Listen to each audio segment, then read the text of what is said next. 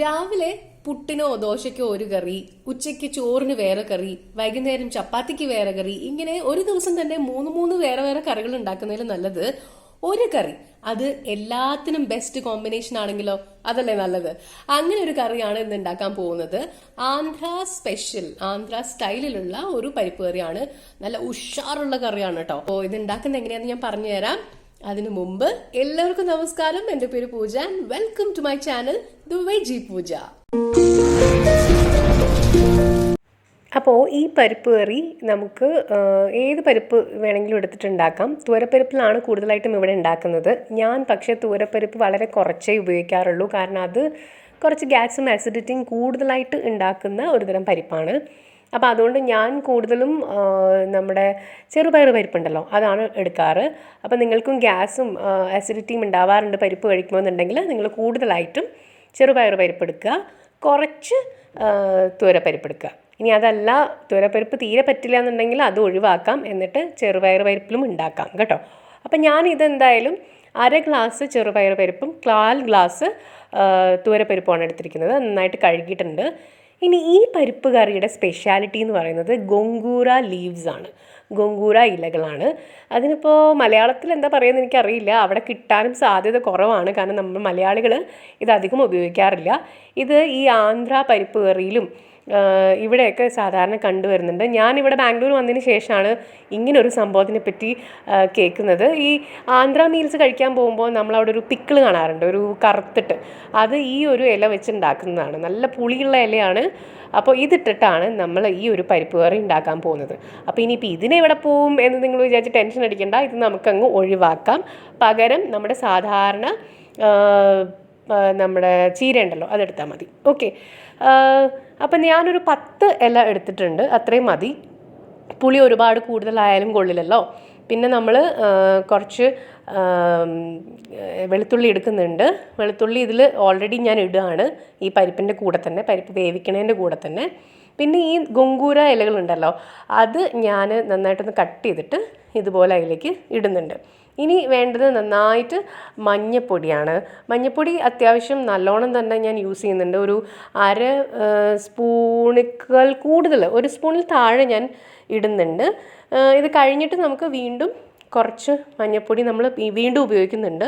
അപ്പോൾ മഞ്ഞപ്പൊടി തീരെ പിശുക്കണ്ട, നന്നായിട്ട് ഇട്ടോളൂ. പിന്നെ ആവശ്യത്തിന് ഉപ്പ്, പിന്നെ വേണ്ടത് കുറച്ച് എണ്ണയും കൂടെ ഒഴിച്ചിട്ട് ആവശ്യത്തിന് വെള്ളം ഒഴിച്ചിട്ട് നമുക്ക് ഇത് വേവിച്ചെടുക്കാം. ഏകദേശം 1 വിസിൽ തന്നെ മതിയാവും ഇത് വേവാനായിട്ട്.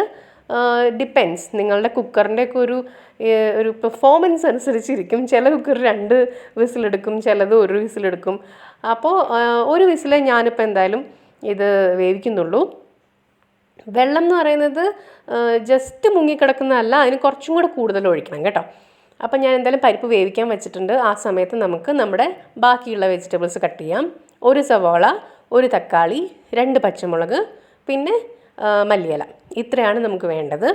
പിന്നെ വെളുത്തുള്ളി കുറച്ചും കൂടെ ഞാൻ പിന്നെയും ചേർക്കുന്നുണ്ട്. അപ്പോൾ പരിപ്പ് ഇതാ വെന്ത് ഉടഞ്ഞ് നല്ല കിഡിലുമായിട്ട് വന്നിട്ടുണ്ട്.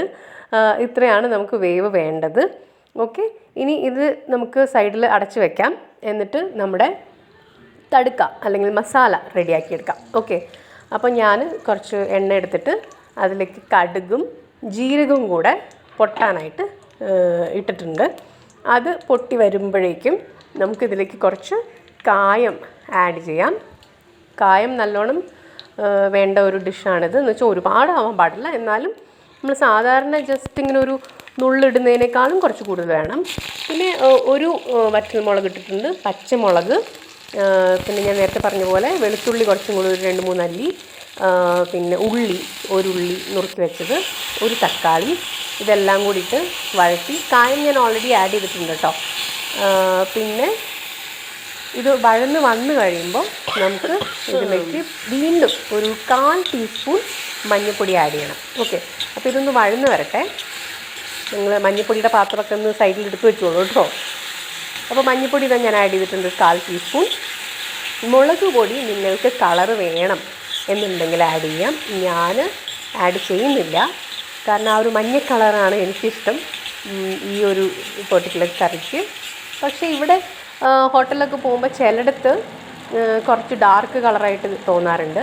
ഇപ്പം ഞാൻ ആഡ് ചെയ്തിരിക്കുന്നത് സാമ്പാർ പൊടിയാണ്. നമ്മുടെ ഏത് സാമ്പാർ പൊടിയിലും കുഴപ്പമില്ല. ഒരു 1/2 സ്പൂൺ മതിയാവും. 1/2 സ്പൂൺ സാമ്പാർ പൊടി ഇട്ടിട്ട് നന്നായിട്ടൊന്ന് ഇളക്കിയതിന് ശേഷം നമ്മുടെ പരിപ്പ് വേവിച്ച് വെച്ചത് ഇതിലേക്ക് ആഡ് ചെയ്യാം. ഇത് കുറച്ച് കുറുകിയിരിക്കുന്ന പരിപ്പ് കറിയാണ് കേട്ടോ. നിങ്ങൾക്ക് വെള്ളമായിട്ടാണ് ഇഷ്ടം കുറച്ച് ലൂസായിട്ടാണ് ഇഷ്ടം എന്നുണ്ടെങ്കിൽ കുറച്ച് ചൂടുവെള്ളം ഇതിലേക്ക് ഒഴിക്കുക. പച്ചവെള്ളം ഒഴിക്കരുത്. അപ്പോൾ ഒരു പച്ച ടേസ്റ്റ് വരും, അതായത് വെള്ള ടേസ്റ്റ് വരും. അപ്പോൾ എപ്പോഴും നമ്മൾ കൂട്ടാനിലൊക്കെ ചൂടുവെള്ളം ഒഴിക്കുകയാണ് നല്ലത്. അപ്പോൾ ഇതാണ് ഇതിൻ്റെ ഒരു കൺസിസ്റ്റൻസി. ഇവിടെ ഹോട്ടലുകളിലൊക്കെ കിട്ടുമ്പോൾ ഇത്രയും തന്നെ കുറുകിയ രീതിയിലാണ് നമുക്ക് കിട്ടുക. പിന്നെ നമ്മൾ ലാസ്റ്റ് ഇടുന്നത് മല്ലിയിലയാണ്. മല്ലിയില ഇട്ടിട്ട് നന്നായിട്ട് ഇളക്കി കഴിയുമ്പോഴേക്കും നമ്മുടെ പരിപ്പ് കറി റെഡി. ഇനി ഇത് ചോറിൻ്റെ കൂടെ കഴിക്കുമ്പോൾ നല്ല ചൂട് ചോറിലേക്ക് കുറച്ച് നെയ്യ് അങ്ങോട്ട് ഒഴിക്കുക. എന്നിട്ട് ഈ പരിപ്പ് കറിയും കൂടെ കൂട്ടിയിട്ട് വേറെ ഒന്നും വേണ്ട, നമുക്ക് ഈ സംഭവം മാത്രം കൂട്ടി കഴിക്കാൻ പറ്റും. ചോറിൻ്റെ കൂടെ മാത്രമല്ല, ഞാൻ പറഞ്ഞ പോലെ ദോശയുടെ കൂടെ ആയാലും ശരി, ചപ്പാത്തി, പൂരി, എന്തിൻ്റെ കൂടെയും ഇത് ബെസ്റ്റ് കോമ്പിനേഷനാണ്. അപ്പോൾ ഇത് ട്രൈ ചെയ്തിട്ട് എങ്ങനെയുണ്ടെന്ന് പറയൂ കേട്ടോ. ബാക്കി വീഡിയോസൊന്നും കണ്ടിട്ടില്ലാത്തവർ ചാനലിൽ പോയിട്ട് പ്ലേലിസ്റ്റ് എടുത്തു കഴിഞ്ഞാൽ, അതായത് വീഡിയോസിൻ്റെ സെക്ഷനിൽ പോയിട്ട് പ്ലേലിസ്റ്റ് എടുത്തു കഴിഞ്ഞാൽ എളുപ്പമുണ്ടാവും. നിങ്ങൾക്ക് ചപ്പാത്തി കറിയാണോ അല്ലെങ്കിൽ ഹെൽത്തി ആയിട്ടുള്ള കറികളാണോ വേണ്ടത്, അതൊക്കെ അതിലുണ്ടാവും. അപ്പോൾ ചെക്കൗട്ട് ചെയ്യുക. See you next time. By.